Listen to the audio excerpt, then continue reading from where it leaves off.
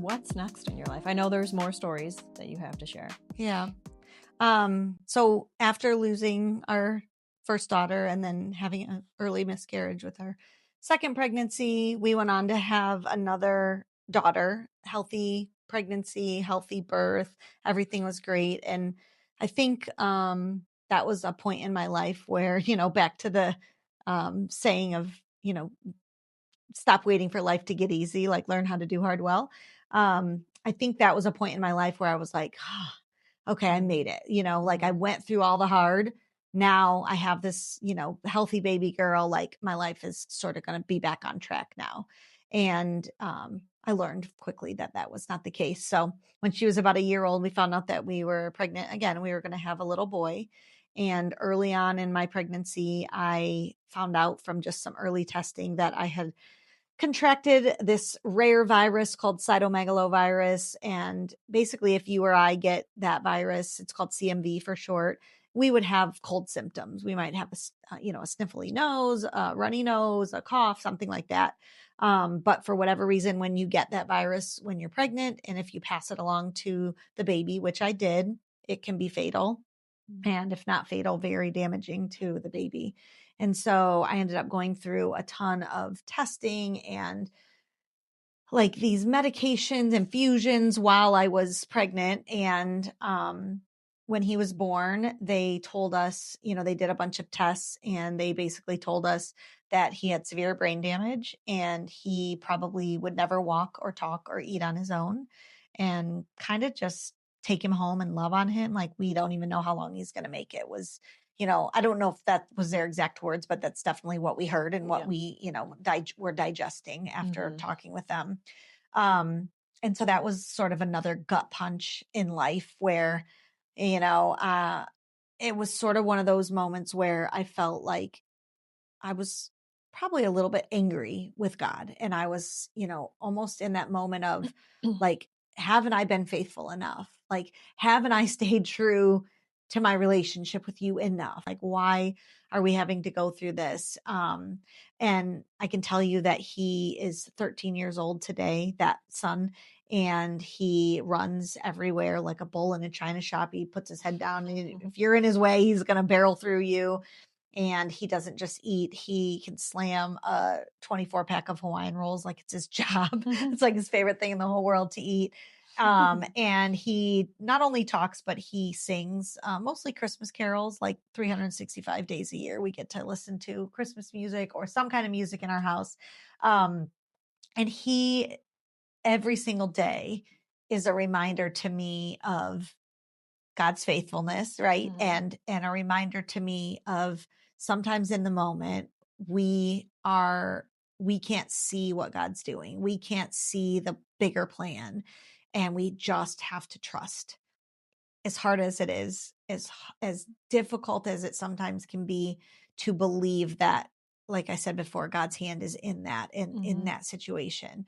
That's what faith is. That's why faith is hard sometimes. And it's hard for people, right? It's because you can't see it in the moment sometimes. And sometimes I explain when I talk to younger kids, I explain like our lives as like a 1,000,000,000-piece puzzle. Imagine a 1,000,000,000-piece puzzle and we see one piece or maybe one little corner, and God sees the whole puzzle. He sees the whole thing already put together. But we only see this one piece, right? If I hand you a puzzle piece to a 1,000,000,000-piece puzzle, you have no idea. You might tell me if it's an edge piece. That's it, right? Other than that, you have no idea what it means. You have no idea what it's a part of. You have no idea where it goes in the puzzle. Nothing. But God sees the whole thing put together. And I tell myself that sometimes, like I have to remember that he can see our whole life, every piece of it all put together, and it's perfect. It's perfectly put together and everything fits. But in the moment, it's hard. It's hard to look at that one little piece and say, like, why is this important? Why is this little piece? Why is this situation important in my life? And the things that our son Benson has taught us, the growth that I had, that my family had in our relationship with God because of going through that situation and watching him, work through therapies and struggle with, just really mild difficulties compared to what they thought.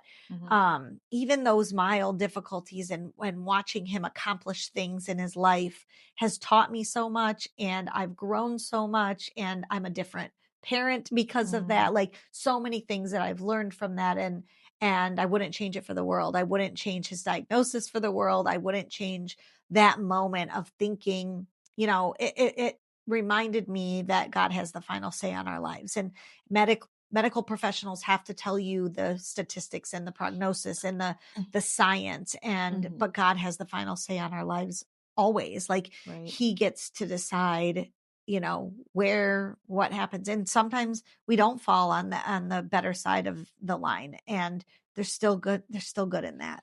He can still make good in that, and there's still meaning and purpose behind everything that we go through. So yeah, so that was our second child that's living at home. We went on to have another daughter who was, again, normal, easy pregnancy, delivery, birth, everything. And then we had another son, and he was born. That's my favorite story. I think I told you on the phone, but he was born on my bathroom floor, not on purpose, just trying to get out the door and didn't make it. And so that was really exciting and fun, and a fun story. But just as the rest of my life, things would be get going good, and life would be seemingly going well and easy. Then I had another bombshell sort of dropped on our life. Tell about that. Yeah, please do. Yeah. So when I was pregnant with our youngest, I found a lump in my left upper arm, and I went to the doctor, and they did an ultrasound, and they said, we think it's a hematoma. It looks like something maybe from your flu shot, and it just sort of, your body sort of started, kind of feeding this hematoma or whatever, but they weren't concerned with it. They didn't want to do any other further testing while I was pregnant. And so after our youngest was born, they said, wait a couple months and we will do an MRI, but they didn't want to do it while I was pregnant, and they didn't want to do it like right after I gave birth, just because I was breastfeeding and they didn't want to mess with things. And so I waited a couple of months after he was born. I went in for this, what I thought was a routine MRI, just to sort of confirm that it was nothing. And I should have known, because I had heard many times in my life, like, we just want to make sure it's nothing. And it always ended up being like I am like the 0.0002% chance of things. Those are always yes for me. So that's like how my whole life is like in this way small percentage of, things that could happen to you. But so I got a call from my doctor after my MRI, and she basically said, like, this is absolutely not a hematoma. And we want to biopsy it immediately. And so 3 days later, I was in surgery getting a biopsy of my arm. A few days after that, I got the results of the biopsy, and I found out that I had stage 3. It's called myxofibrosarcoma, which is basically sarcoma.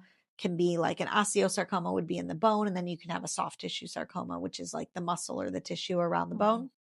So I had stage 3 out of 4 stages, myxofibrosarcoma, which was basically a huge tumor that had overtaken like my deltoid muscle of my left side. And it was aggressive, and it was big, and it was growing quickly. And so, yeah, I mean, never expected, I had a newborn, a 2-year-old, a 4-year-old, and a 6-year-old at the time. The last thing I expected was for someone to tell me that I had cancer, let alone in my arm. Like, who gets cancer in their arm? Like, how common is that? It's not that common. And so again, my life was flipped upside down, and here's another huge hurdle, obstacle, trial, tragedy, whatever you want to call it, that I'm having to deal with. And, going back to my saying of, we can't always choose our circumstances, but we get to choose how we're going to respond. I think losing our daughter and having an early miscarriage, like the theme of that was really hope. Like we, I chose hope. I chose to have hope for the future and what that was going to bring. Going through my, finding out that I had cancer, I remember, obviously it was the most devastating news, and I was crushed, and I, every thought entered my head. Like, what is this going to look like? What's my treatment going to look like? Am I going to have chemo? Am I going to go through this? What kind of surgery am I going to have? I started reading about sarcoma, and in the past they would immediately just amputate that limb that you had sarcoma in. So I started questioning that, but I was reading all this stuff about how there's these new treatments and you don't have to have that as often. And am I going to live? Am I going to be here to am I going to see my kids grow up, and are they going to grow up without a mom? Like, all the thoughts jump into your head. Was that the hardest one? Your kids? Like the question of, am I going to be here for my kids? Yeah. Absolutely. Like, that's what I said all along, was like, I can do anything. Like, I can fight this. I can go through chemo. I can go through radiation. I can go through as many surgeries as you need me to. I just need to live. Right. Like, I need to live. I need to be here for my husband, for my kids. Because the thought of not necessarily me leaving them, but me leaving them behind. Does that make sense? Like not me leaving because I knew, and I know, like, with 100% certainty where I'm going, and I'm not afraid to die, and I'm not afraid for that day to come. But the thought of me leaving these 4 little babies to grow up without a mom on earth, that was what was like the most heartbreaking thing for me. And so I had to make a choice, right? I had to choose how I was going to respond. I had to make a decision that I was going to go through my cancer journey with joy. And I didn't have another option. I had 4 little kids with their eyes on me. And if you're a mom, you know that your kids feed off of you. They feed off of the attitude and the energy and the who you are and how you carry yourself. Your kids feed off of that. And I knew that if I was walking around sad and mad and fearful and worried, then my kids, even though they were really little, were going to be sad and mad and fearful and worried. And so I had to keep the joy that I had. And again, I think there's a difference between joy and happiness. And so were there moments where I wasn't happy? Sure.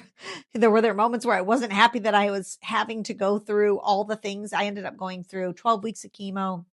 I ended up having 2 like really big surgeries. One where they basically took a shark bite, a huge, like, it looked like a shark bite out of my upper arm. Then another surgery to kind of like close everything up. And then 35 rounds of radiation treatment.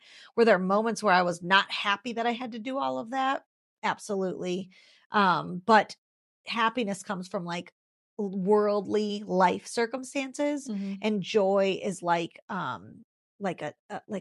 internal joy that comes from knowing Christ and the eternal, what is to come beyond this life. That's where our joy comes from. And so knowing my relationship with Christ, and again, this was one of the moments in my life where I feel like, I said in the beginning, I knew Christ, but there's these moments where you sort of just kind of surrender, right? Like, this was one of the moments in my life where I dropped to my knees and just fully surrendered everything that I am, everything that I was, to God. Like you would think that I had done that it so many times in my life because of what I had already been through. But I remember the moment so vividly and so clearly where I said, all right, God, if this is the story you're giving me, show me how to use it. Like, show me how to use it for your good. Show me what you want me to do so that others can see you in me, in my life. Is it going to be easy? No, I know that, it wasn't all flowers and rainbows and sunshine, but, I knew that God would equip me to get through that and to keep my joy through it all. But I had to surrender that to him. I had to surrender that, and I had to really trust that he would carry me through that, and that I could do that in the way that he wanted me to. I think God is the author of our life. He's writing our story. And some people are like, oh, you can write your own ending. And the way that's worded, I don't know if I believe that fully, right? I think God is authoring our life, but we get to choose how we respond to those situations, right? Like, can you choose your path in life? Sure. But I just said, how am I going to tell this story? Right? Like, am I going to tell it from a place of darkness and sadness, or am I going to tell it from a place of hope and joy and love? And I chose the latter. I chose to tell it from a place of joy. I decided I was going to battle, and I was going to live, and I was going to do everything that I could to somehow glorify God in the midst of some really, really hard moments. So, as someone who also went through cancer, do you think? I know you said before that there were some moments with your children where you were like, "Why me? Why me?" Or you were mad at God even. Yeah. Do you think when that happened to you, did those thoughts also go through your head then, or were you kind of just like, "Okay, this is what I'm dealt, and how do I I'm surrendering to you"? Like, was it immediate? I guess I'm trying to go through. Yeah. The I don't thoughts of think, like right away you knew like, all right, here we go.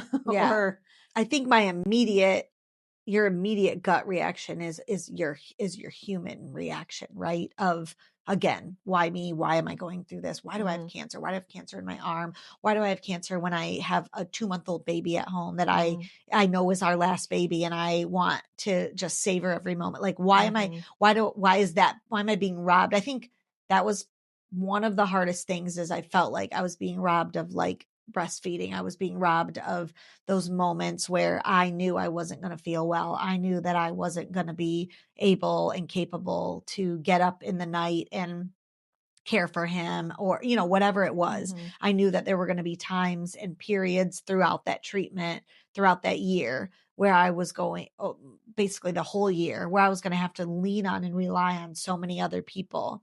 And I felt like I was being robbed of that. I think that was probably the hardest thing, like just having such a little baby at home. And so initially, all of those negative thoughts come into your head. I think it's human nature.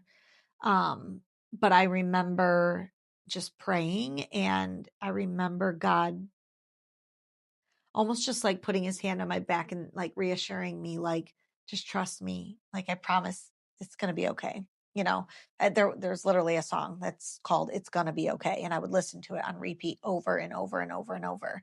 And it was like, I started, we went on a road trip, and I saw on the side of a building graffitied the big words, "It's gonna be okay." Like, somebody bought me a t-shirt, and it said on the t-shirt, "It's gonna be okay." Like, that was my motto, right? Like, it was like God reminding me, talk about God winks, right? Like, why is it graffitied on the side of this building that I'm driving by? Why is someone sending me a car air freshener that has the words "It's going to be okay" on it? Why does this song keep coming on in the car? And it was like, God was just reminding me over and over and over, like, I know you don't see it. I know you don't understand it, but trust me, it's going to be okay. It's going to be okay. And I just kind of clung to that phrase and that promise from him. Yeah. You're so brave. So I'm trying very hard not to cry through all of this. And it's not like, all this is so sad or, whatever. It's more of like the way God works. Yeah. And again, I'm sitting here on the other side of it. And so it's so, I've heard people, I'm not a big journaler by any means, but I've heard people who love to journal when they write their prayer requests down. And I've heard people say, like, go back, in a month, go back in 6 months, go back in a year, and look at that and check all the prayers that God has answered. And it's like, we're always praying, and asking for all these things, and protect this and help me get through this and this and that. But sometimes we have to go back, and I'm not a journaler, so I don't like have it written, but I definitely do that in my head, where I go back and I say, like, wow, I had no idea in that moment how you were going to answer that prayer, but he certainly did. And I think we have to sort of check those things off to be reminded, and to sort of remind ourselves how faithful God is. And again, he's been faithful before, right? Those are all our befores. Yeah. He's been faithful here in my life. No matter what I'm going through, no matter what I'm going to go through in the future, I can trust and know that he'll be faithful again. I'm not big on journaling either. Yeah. But I do what you said, where, I look back on things and realize, but each time I notice it, I get emotional all over again. Yeah. It's like, I know he keeps doing this for me. Why am I surprised every time? Yes, right? Because I think it's hard to believe when you're really in the thick of things. It's hard to believe that you're going to make it through that, right? And that it's so hard how, even though we know he's done it before, we know he can do it again. When you're in the thick of it, it's hard and it's heavy and it's like, I just don't see how how this one's going to work out or how he's going to get me through this one. But he does. Yeah. So with your cancer treatments, everything, how far did they have to go with that? That first year that I was diagnosed, which was 2017, I did, like I said, 12 weeks of chemo, 2 big surgeries, and I had like 35 rounds of radiation treatment. And at the end of all of that, they basically said, you're cancer free, go live your life. Everything looks good. And we'll keep doing scans to make sure that nothing comes back. And everything was good for about 2 years. I would have scans every 3 months and they would come back clear, come back clear. And it was around like almost exactly the 2-year mark from my first surgery that I went in for just a routine scan. And I always say, if your doctor calls you on an evening or a weekend, you know that it's not good news. And I've had probably way too many of the evening and weekend calls from a doctor. And so she called me like on a Wednesday evening, and I remember where I was. I remember the moment. And the thing with my kind of cancer with sarcoma is that you really need to get it all out the first time. If it comes back once, it's really hard to stop it at that point. So once it starts coming back, it gets more and more difficult to beat it. Okay. For Does good. it spread through like lymph nodes and how does it spread? It can, but it typically is like localized, and then it spreads like through your body, like into the next space, or it goes to your lungs. So that's sort of the two. So they really focus on looking at the area where the cancer was, like as far as scans go. They look at the area where the cancer was because it often comes back in that area. So like most tumors are like, say this is the tumor, it grows like this way, like bigger. Whereas sarcoma is sort of like this, but it has these like fingers off of it. Okay. And so it spreads out those like fingers. So sometimes they think they get clear margins, but there's like a little couple cells left off at the end of one of those fingers that they just don't know about. So it either spreads because of that, or it spreads if it's going to spread in your body, it typically goes into your lungs. And so they scan your lungs and they scan like the localized area where the tumor was. And so that's where I had my routine scans with, scans of my lungs, and then also scans of my arm, like where my tumor bed was basically. And so it was about 2 years to the date of my first surgery that I got a call, and they told me that there was an area of concern. They wanted me to come back in and do a biopsy and see, make sure that it wasn't my cancer coming back. And so I went in, had a biopsy, and sure enough, my cancer was back. And I knew that that was pretty serious. And I knew that once it started coming back, like if they didn't get it all the first time, I knew that that was not a good prognosis and it wasn't a good sign. So that was really scary. And I was so far sort of into my cancer journey at that point that I had fully just sort of like surrendered it all. Right. And as scared as I was, and as nervous as I was about it all, I remember just sort of saying like, this is my story. This is my life. I don't really know why God's chosen me for this, but I know that he has, and I know that there's good reason, and I'm going to stay the course. I'm going to keep I'm going to keep joy, and I'm going to keep telling my story from a place of hope and a place of joy, and nothing else. I'm not going to let myself go there. And whatever whatever my life looks like for however long I'm here, I want that to be to glorify God, and I don't want it to be any different. And so I just sort of tried to hold on to that. I remember, I think it was around that time, I I heard someone say one time that courage is simply fear that was prayed about. And I love that saying because we all are fearful, right? Mm-hmm. We all worry. We all get scared of things. We all get nervous about things. And it's like fear is a normal feeling for us to have. But people are like, oh, how were you so brave? How are you so courageous? Like, how did you have the courage to do that? And it's like, courage is just this fear that someone prayed about, that I prayed about, that people prayed about for me. And I love that saying. So I ended up, my cancer was back. I ended up having another surgery. I had 35 more rounds of radiation. And at the end, they were like, everything's good. Your cancer's gone. Go live your life. Like, we'll keep monitoring you just like we have before. And so I went through my routine scans every 3 months. And it was about a year later, after my second, surgery and radiation, that they found 2 more areas that looked to be like my cancer had come back again for a third time. And all along, like, from the very beginning, I had read about, that amputation is a possibility with this type of cancer, but they had sort of moved away from it, and the medicine had sort of developed enough that they often didn't have to do that. It didn't come to that. But when it came back for a third time, I think in the back of my mind, I almost feel like God was sort of preparing my heart for an amputation long before we got to that point, because it was always in the back of my mind. And I would say to my doctor, if you have to take my arm off, take it off. I can be a wife with one arm. I can be a mom with one arm. And my husband would be like, just stop asking for them to cut your arm off. But I think when it came back for a third time, that my mind immediately went to that point.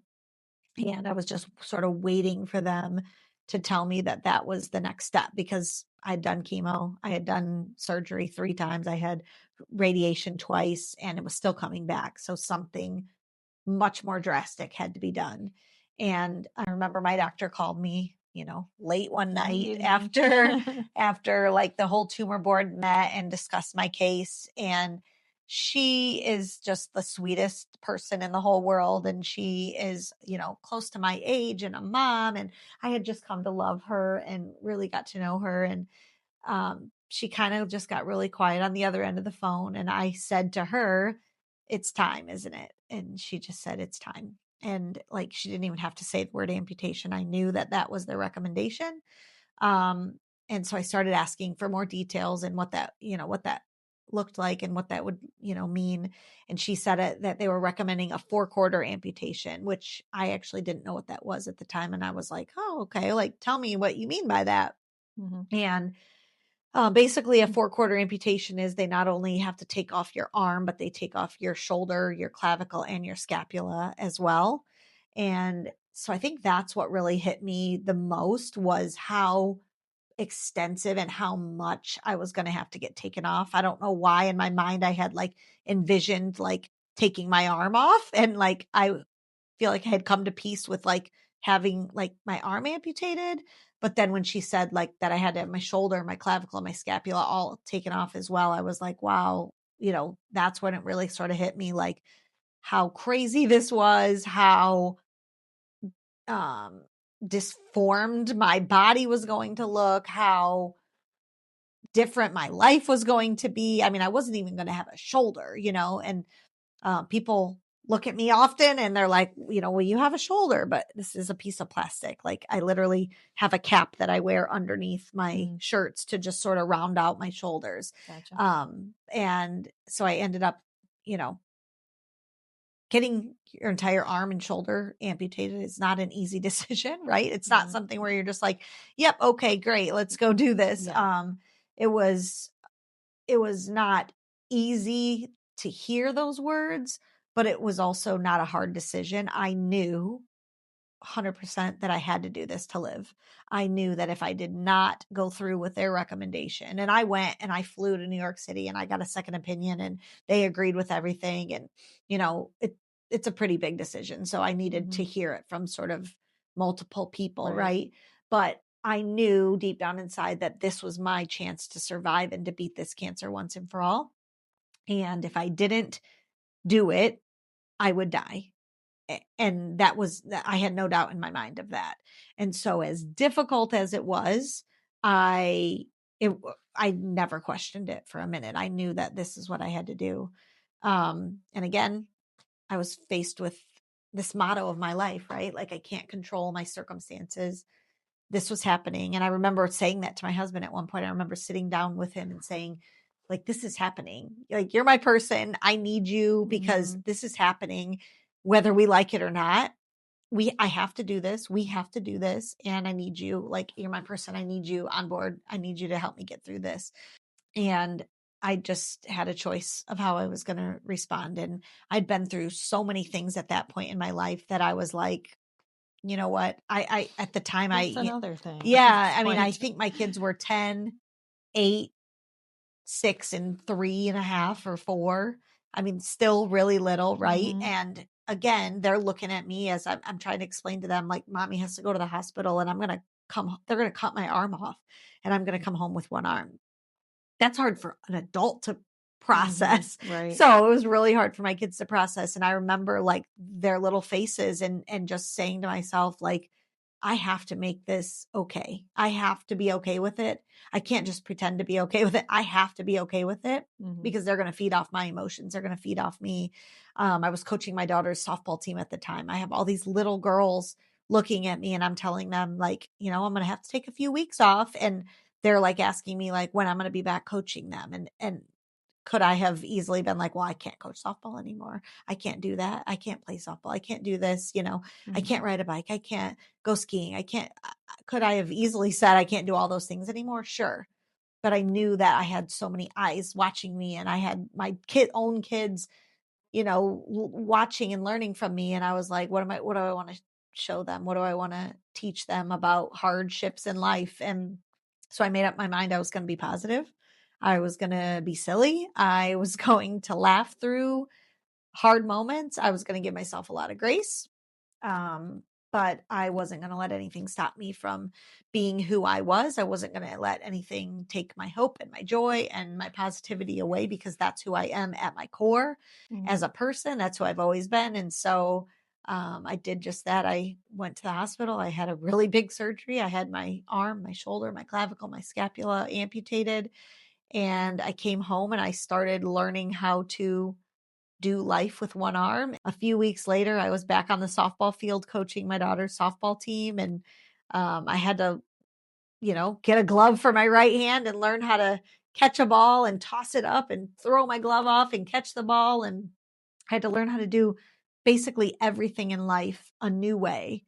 But I decided that I wasn't going to let anything stop me from living my life and doing life and showing not only my kids but anyone who was watching me that, like, again, God can turn something really bad. I mean, it's crazy. Like, I know I've met maybe 8 people who have this extensive of an amputation, and that's 8 people in the world. Like, I'm talking all over the world, like maybe 8 people. It's very rare.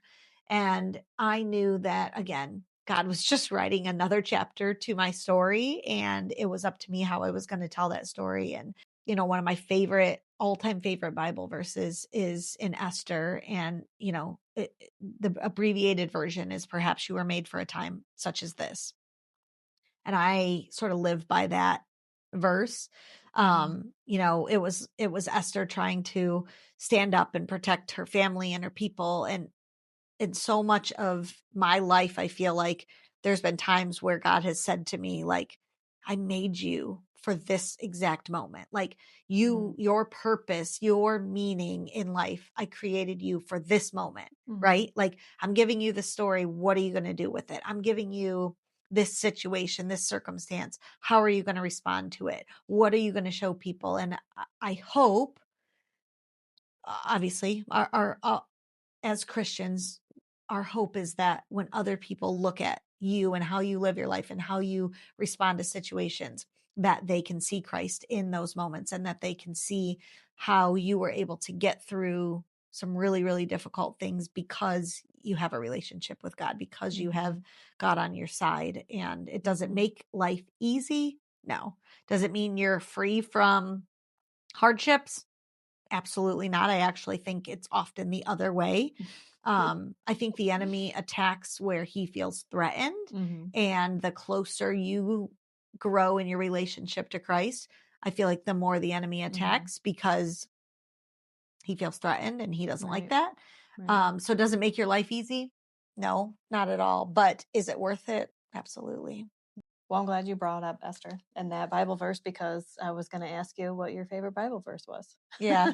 I Unless have there's another one you want to share. I have I have a lot of favorites. I think that is probably my most favorite just because I feel like I've lived that out so many times in my life. But so many Bible verses about what's the Bible verse about um, you know, God uh, produces perseverance and through hardships in our life and struggles. I'm blanking on like what the verse is right now, That but was my cousin's, I think, when he was on.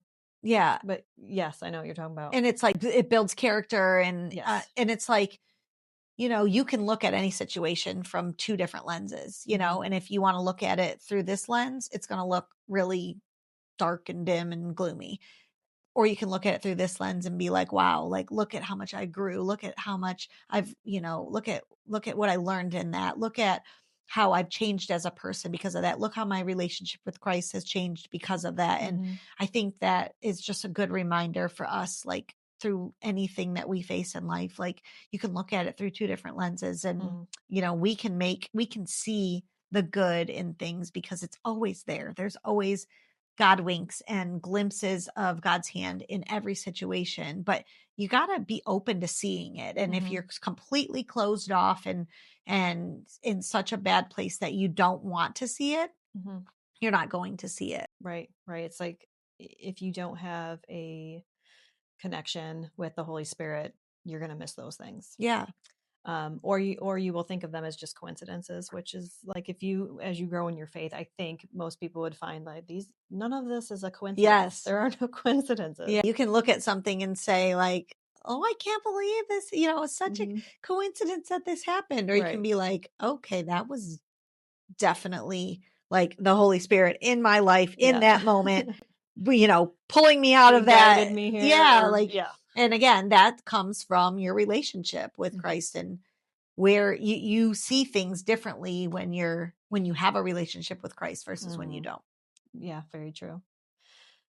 So is that all of this? That's when did you begin doing the like motivational or inspirational speaking? Yeah. So about 3-ish months after my amputation, my whole family actually, including my parents, we all got COVID. And about 3.5 weeks after we all contracted COVID, about a week into it, my dad ended up in the hospital. And about 3.5 weeks later, he passed away. And my dad was a huge part of my life, super close to my parents growing up. And even my husband and I, we would travel with them. We would spend so much of our lives was spent with my parents, and my dad was my biggest cheerleader. He, after my amputation, he would drive me, to each of my kids' sporting events, and he'd make sure he'd get me drive right up and give me a good seat no matter what they were doing. And my mom and my husband would get them all to where they needed to go. And he was sort of like my chauffeur. And there were days and days where, he was retired. So he would drive me to and from the University of Michigan for my radiation treatments every day, Monday through Friday. I'd have to drive up there for a 20-minute treatment and drive all the way back. And he was sort of like my go-to. If I didn't have someone else that was driving me that day, he was always my go-to person that would drive me. I never, ever had to go alone. Just always there like a dad. Yeah. And my dad. Yeah. And I think when he passed away, that was, I tell people arguably the hardest thing that I went through in my life. And it's crazy because it's like, that at some point you're going to probably lose a parent. Like it's more likely that you're going to lose a parent before they lose you. Right. It's the circle of life. It's what you know is coming at some point. But I don't know if it was just after everything I had been through that really just sort of rocked me to my core. And I prayed I prayed in a way that I had never, ever prayed before for him to pull through that when he was in the hospital. I prayed in a different way than I had ever prayed before. I felt like it was the deepest prayer of my entire life. And when he passed away and my prayers weren't answered in the way that I wanted them to be answered, um, it was a really sort of a shift in my mindset. It was a shift in really just how much we don't have control over this life and how much we really truly, that, like I said a while back, this was when my mom and I really sort of broke down the one day at a time. God gives you strength for today, don't worry about tomorrow, because it really is true, and it really is all that you can go on, because God doesn't want you to have everything figured out years and months from now. He wants you to live in the moment. He wants you to focus on today. He wants you to get through today and to focus on him and to be present. And I think so many times we're so worried about everything else that we miss what we're going through, in the moment. But back to your question, it was literally when I was walking out of the hospital after my dad passed away that he had always told me, you need to write a book, you should speak, you should do this. And so I just kind of made up my mind when I was walking out of the hospital after he passed away that I was like, okay, it's time. Like, that was the first time I felt like other people weren't telling me, you should do this, but really God was telling me, like, I want you to do this. And so I just sort of put myself out there and started getting opportunities. I started sort of focusing on writing a book, and I started that, and I was kind of like gung ho with focusing on that. And then I started getting more opportunities to speak, and, at anything from church conferences to women's conferences to schools to medical conferences to, you name it. I started getting more opportunities to share my story in that way. And so I kind of put writing my book on the back burner, and I'll come back to it when the time is right and when God's calling me to come back to it. And so I've just been mostly focusing on speaking and talking to, I love to talk to all groups of people, but I love to talk to high schoolers. I love to talk to women's, and I love talking at like women's conferences at churches, because I can really dive into how much God carried me through the moments in my life in like a much deeper way. It's difficult when you're in certain situations, medical settings most often are, you have to figure out a way. I always tell people I can't share, and I can't talk, and I can't tell you my story without God, because he's a huge part of my life and he's a huge part of my story. And so you have to be okay with me bringing my faith into it, or else I can't talk, because my story is not my story without him, but so I just kind of started, sharing my story in that way. And I think every time I'm able to tell my story, share my faith with someone, I often tell my kids, like, I have a physical disability that people can see, and it's sort of like a window or a door opening, where if someone wants to ask me about my amputation, that's my opportunity to then share Jesus with them. And as much as, it's hard to, live with one arm and to have this disability and to have my body be deformed and to look different and all of that, it's allowed me so many opportunities. And had I not gone through all the things that I went through, I wouldn't have had the opportunities that I've had in the past 5 years to share my faith, to share Jesus, to share my story with other people. And so I'm grateful for the trials and the struggles and the hard seasons of life, because it's allowed me the opportunity it's opened doors, and it's, given me the opportunity to share when I definitely wouldn't have had those opportunities otherwise. Right. So now do you look back on everything that you've went through and just think, well, this is God's plan for me so that I could do this and I could speak to people and give them some encouragement and some motivation, inspiration, all the things? Yeah, for sure. I think one of the crazy things is there were people in my life that, like when we lost our daughter, God put these three ladies in my life that helped me walk through that loss, that had they have an organization up in Blissfield, Michigan called Tiny Purpose. And I just became really good friends with them. And they sort of walked me through the loss of my daughter. But in a full circle moment, they were some of my biggest prayer warriors and supporters in my cancer journey. Mm. And it was just like, I thought God put them in my life for this sole purpose of like helping me through the loss of my daughter, when in reality, they were the best people to have in my corner when I was going through my cancer journey. And like my high school friends, I have such a tight knit, close group of high school girls that we've been friends literally since elementary school. And their like commitment to praying for me and supporting me and loving me through not just the loss of my daughter, my cancer journey, my amputation, like life, right? Like it's just, I think it's so cool to look at how God brings people into your life for what you think is a certain season. And then in reality, like he knows you're going to need those people long, far, far, far down the road. Like you don't even know what the bigger picture of why he's putting them in your life. And so I love to look at that, like the relationships and the people that he has put in my life to help carry me through some of the hardest times of my life, really. Yeah. Yeah. I wanted to ask another question about I would kind of call it like a ministry or something along those lines with your speaking. Were you always at a point where you could speak how you do now without getting emotional? I feel like there are some times, this might be interesting, but there are some times where I do get a little bit emotional when I'm telling my story.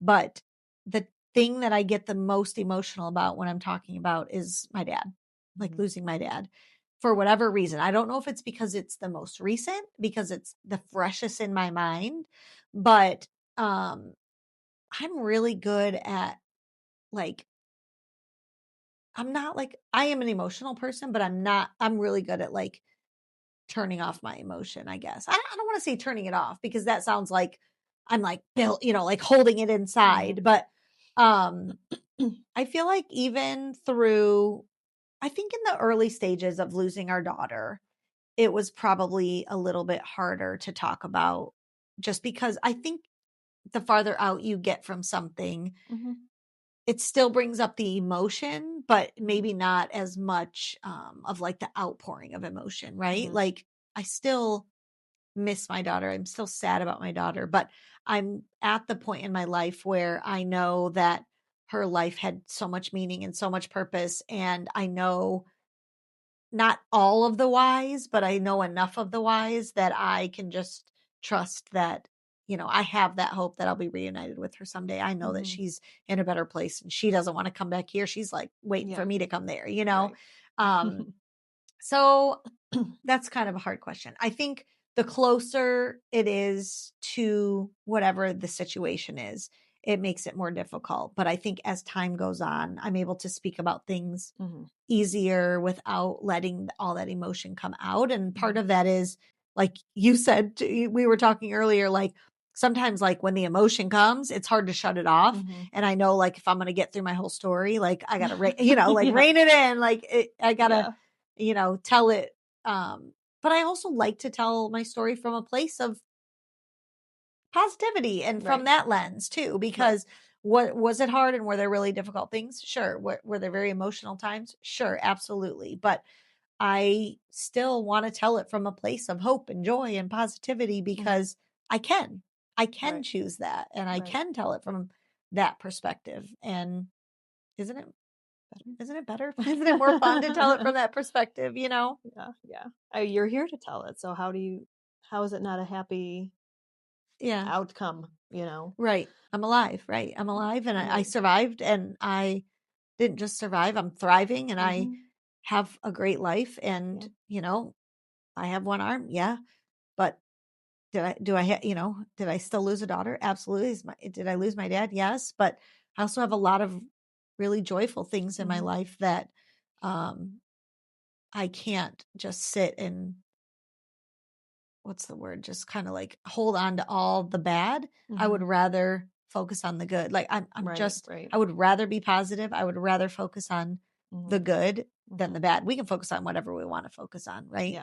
But I always look at people and I'm like, why do you have a choice? Yeah. Like, why are you choosing to focus on the bad? There's a lot of good in your life. Mm-hmm. I don't care who you are. There's God winks, right? Right. There's good things that we can focus on. And when you start focusing on the good, you see more good, Mm-hmm. right? It's like opening your eyes to Mm-hmm. that stuff like we were talking about.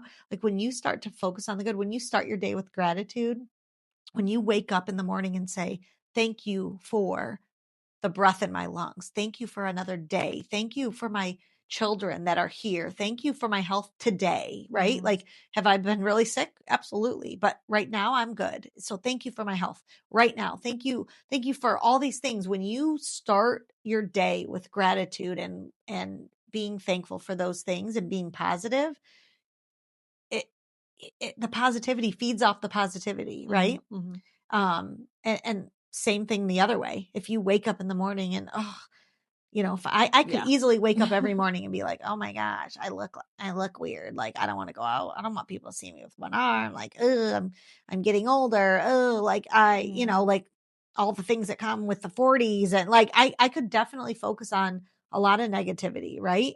But then I'm just gonna fall down. Like I always say, we're all kind of like on the edge of a rabbit hole, right? You can keep going and fall into the rabbit hole, or you can turn around and run the other way, right? Run the other way and focus on gratitude and joy and Mm-hmm. the positive things in your life. Yeah. Well, that kind of went in. I was going to ask you if you have, just for the viewers, any encouragement to them.